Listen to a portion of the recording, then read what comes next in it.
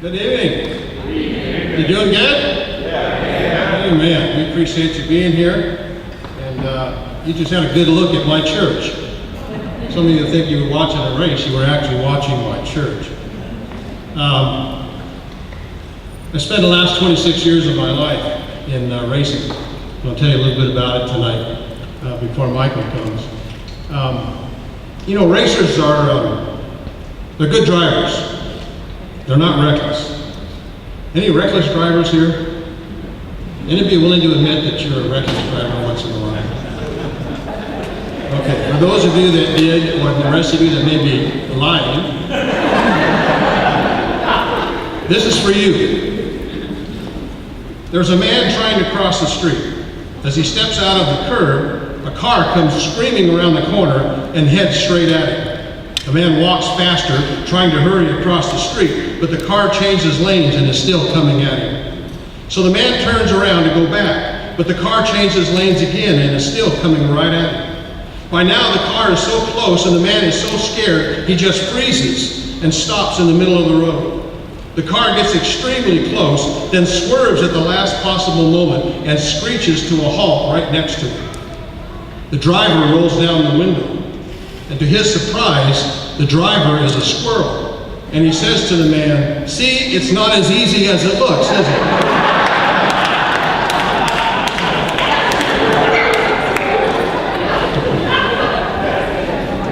All right, any speeders here tonight? How many of you have ever had a speeding ticket? Yeah. Oh, well, thank God you're honest. Boy, that's good. You're bad citizens, but at least you're honest.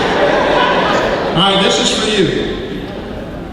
A police officer pulls a guy over for speeding and asks, "May I see your driver's license?" The driver answered, "I don't have one. I had it suspended when I got my 5th speeding ticket recently." The officer asked, "May I see your insurance and registration cards for this vehicle?" The driver answers, "It's not my car. I stole it." The officer asks, "Car stolen?" The driver says, "That's right. But come to think of it, I think I saw a registration card in the glove box when I was putting my gun away." The officer asks, "You have a gun in the glove box?" "Yes, sir." The officer immediately calls for his captain, and the car is quickly surrounded by people, and the captain approaches the driver in order to handle this tense situation. And so the captain walks up to the driver and he says, "Can I see your license?" The driver says, "Yes, sir, here it is." The captain says, "Whose car is this?" The driver says, "It's mine, officer. Here's the insurance and registration cards to prove it." The captain says, "Could you slowly open your glove box so I can see if there's a gun in there?" The driver answered, "Yes, sir, but there's no gun in it." The captain said, "I don't understand. The officer who stopped you said you told him you didn't have a license, that the car was stolen, and that you had a gun in the glove box." And the driver answered, "Yeah, and I bet he told you I was speeding too."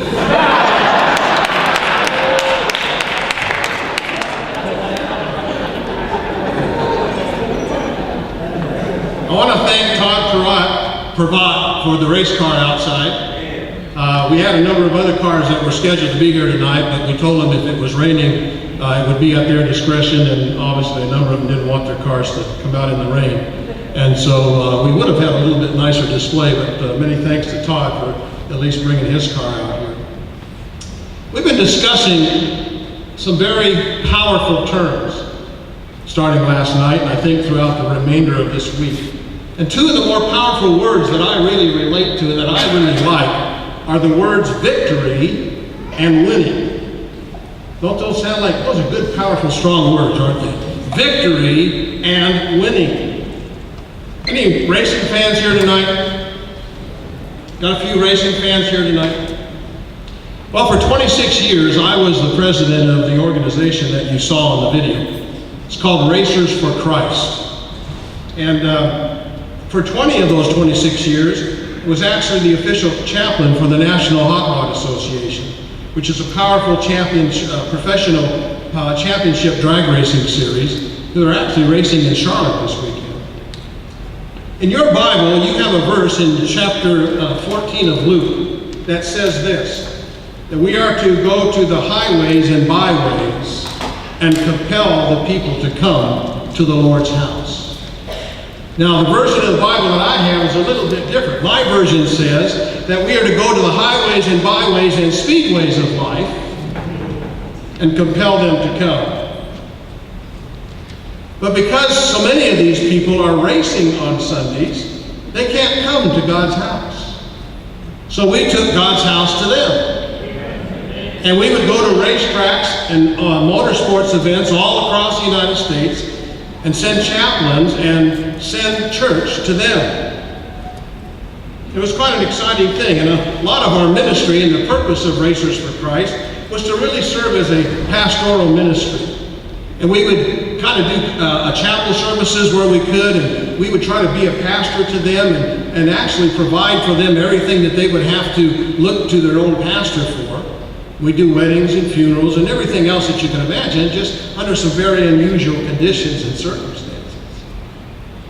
And we currently send chaplains to more than 2,000 motorsports events a year. It's a lot of churches.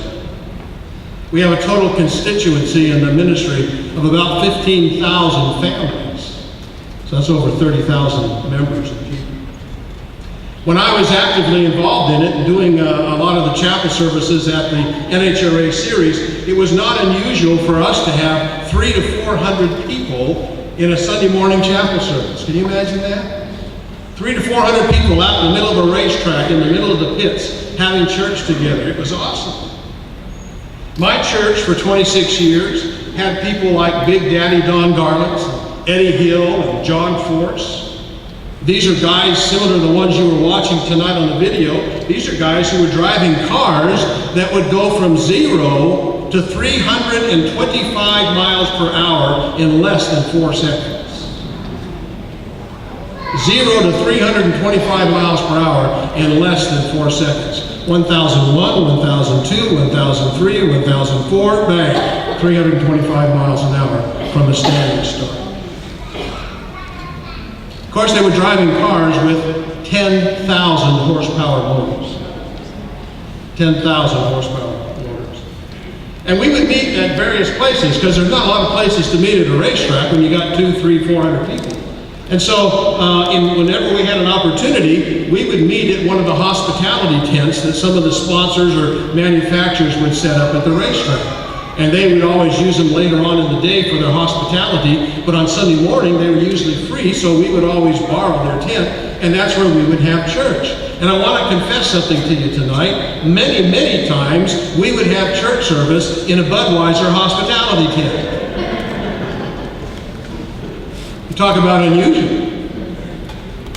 Any of you go to a church where they have banners hanging on the walls? Not like the banners we had. In fact, it was always kind of freaky to be in the middle of a sermon and 3 guys come walking down the aisle carrying cases of beer on their shoulders. I used to think that some of the people probably came to our chapel because they were hoping for a communion service. And I was the only pastor whose congregation would get in their cars directly after church and go drive just as fast as they could possibly go. Don't get any ideas when you leave tonight, okay? I want you to complete this phrase for me. Ready, willing, and able. Ready, willing, and able. But what good is it to be willing without being ready? What good is it to be willing without being ready? Here's a question I have for you tonight. How many race car drivers do you think are willing to be in the winner's circle at the end of the race? All of them, of course. They're all willing to win, but willingness alone isn't going to get them there. Willingness, while obviously important, is in itself insufficient. Why? Because you must also be ready and able. One of the big lessons I learned in racing is this. Every race car driver I ever met was willing to win. But being willing didn't mean they were ready and able. A lot of things need to happen before a race team is going to be ready and able to perform. And there's another big lesson that I've learned in life, and that is everyone is willing to go to heaven, but not everybody is ready and able. What do you think makes the difference between someone who is ready and able to go to heaven and someone who is willing but not ready? I think one of the reasons is that becoming ready for heaven usually involves some form of new understanding. In other words, some new knowledge that you didn't have before that causes you to change your mind about things. I believe there's a key principle in life that says knowledge affects behavior. Knowledge affects behavior. Say it with me. Knowledge affects behavior, which ultimately leads to changes in your life. But only when that new knowledge is embraced, fully embraced. Because knowledge that does not change your behavior has not been fully embraced. Let me give you an illustration. How many of you love fasting? You really are honest tonight, aren't you? I shouldn't have my hand up. We don't always love fasting, but we know it's an important thing. So I want you to imagine with me for a moment that you've just been on a 1-week fast. And you have finally come to the end of your fast, and you're about to have your first meal after fasting for 7 days. When I was a young kid and I first heard about fasting, I thought that meant the only thing you could eat was fast foods. So you finish the 7-day fast, and you're ready to have your first meal, and you have to choose between some stale, dry bread and a big, juicy cheeseburger. How many of you are going to choose that cheeseburger? Yeah, that cheeseburger is saying, choose me, choose me, choose me. However, what if I tell you that there is arsenic in the cheeseburger? Will you still eat it? No. Why? Because there is new information that now impacts your decision. You see, truly embrace truth. When truth is embraced, it always leads to change. In other words, truth demands change. A change in values and a change in behavior. By the way, that's why people avoid church, in order to avoid change. They don't resist church. They're not resistant to church. They're resistant to change. They fear change. They don't fear friendly people. They don't fear lively music. They don't fear inspiring sermons. They fear change. Amen? But without change, people will continue to be willing, but never be ready and able. When it comes to being a Christian, I've learned something very important in life. When it comes to being a Christian, there are 2 types of people in the world. Those who need to, and those who want to. So let's look at the difference between those who need to and those who want to. Every non-Christian in the world, every non-Christian is a need to. And every Christian in the world, at some point, became a want to. Every unbeliever needs to come to Christ. And every believer wanted to come to Christ. And that's the key to winning in life. That's the key to winning for eternity. For every need to become a want to. You see, every one of us was born as a need to. You follow me? I was born as a need to. But there came a time in my life when I became a want to. I became a want to. And that transition from being a need to becoming a want to was the most amazing, life-changing experience in all of my life. Every one of you here tonight was born as a need to. Some of you chose to become a want to. How many of you became a want to at some point in your life? Amen. You see, friends, our prayer tonight, our prayer this week, is that every need to will be willing to become a want to, and thereby become ready and able for eternity. You see, friends, we're praying that something that you hear tonight, something you hear this week, something that God shows you will give you that desire to become a want to. So let me say it this way. When this race on earth is finished and the checkered flag is finally waved for the final time, I'm hoping that I get to see you in that final winner's circle. Amen. Amen. Amen. Any of you willing to admit that you're a reckless driver once in a while? Okay, for those of you that did, or the rest of you that may be lying, this is for you. There's a man trying to cross the street. As he steps out of the curb, a car comes screaming around the corner and heads straight at him. The man walks faster, trying to hurry across the street, but the car changes lanes and is still coming at him. So the man turns around to go back, but the car changes lanes again and is still coming right at him. By now the car is so close and the man is so scared, he just freezes and stops in the middle of the road. The car gets extremely close, then swerves at the last possible moment and screeches to a halt right next to him. The driver rolls down the window, and to his surprise, the driver is a squirrel. And he says to the man, "See, it's not as easy as it looks, is it?"